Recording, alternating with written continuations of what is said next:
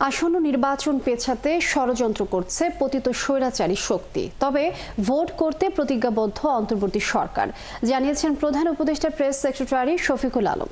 তিনি আরো জানান, নির্বাচনে পূর্ণাঙ্গ সহযোগিতা করবে জাতিসংঘ। বৈশ্বিক সংস্থাটির মহাসচিবের সাথে বৈঠক করেছেন প্রধান উপদেষ্টা। আরো জানাচ্ছেন শাহরিয়ার ইমতিয়াজ।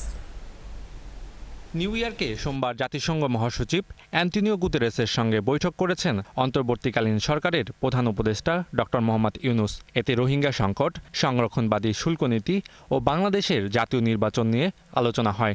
পরে বিস্তারিত জানান প্রধান উপদেষ্টার প্রেস সচিব শফিকুল আলম। তিনি জানান, বাংলাদেশের জাতীয় নির্বাচন ও চলমান সংস্কার বিষয়ে পূর্ণ সহযোগিতার আশ্বাস দিয়েছেন জাতিসংঘের মহাসচিব। সেক্রেটারি জেনারেল অকুণ্ঠ চিত্তে জানিয়েছেন যে তারা বাংলাদেশের এই ডেমোক্রেটিক যে ট্রানজিশনে ফুললি তারা সাপোর্ট করছেন এবং সলিডারিটি ঘোষণা করেছেন। তবে শফিকুল আলম জানান, বাংলাদেশের নির্বাচন নিয়ে ষড়যন্ত্র চলছে।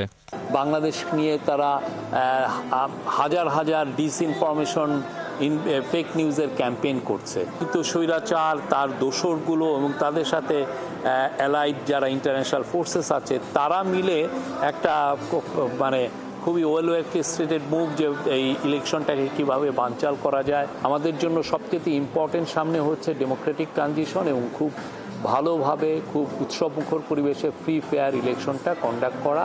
প্রধান উপদেষ্টার সঙ্গে বৈঠক হয়েছে ইউনিসেফের নির্বাহী পরিচালক ক্যাথরিন রাসেল, জাতিসংঘের শরণার্থী বিষয়ক হাই কমিশনার ফিলিপো গ্র্যান্ডি এবং জাতিসংঘের আন্ডার সেক্রেটারি রাবাব ফাতিমার সঙ্গেও। টক্সের মূল ফোকাসটা ছিল রোহিঙ্গা ক্রাইসিস। পুরো 3টে মিটিংয়ে আলাপ আলোচনা হয় কিভাবে রোহিঙ্গাদের এখন কি অবস্থা, রাখাইনে তাদের কি সমস্যা তারা ফেস করছে, কিভাবে একটা পাথওয়ে পাওয়া যায় ওই ক্রাইসিসটাকে রেজলিউশন করার জন্য। রোহিঙ্গাদের জন্য তহবিল জোগাতে আরও পদক্ষেপ নিতে সবাইকে অনুরোধ করেন ডক্টর মোহাম্মদ ইউনুস। সংকোচন আমরা দেখতে পাচ্ছি, সেই ফান্ডিংটা কিভাবে বাড়ানো যায়। শাহরিয়ার ইমতিয়াজ, ৭১, ঢাকা।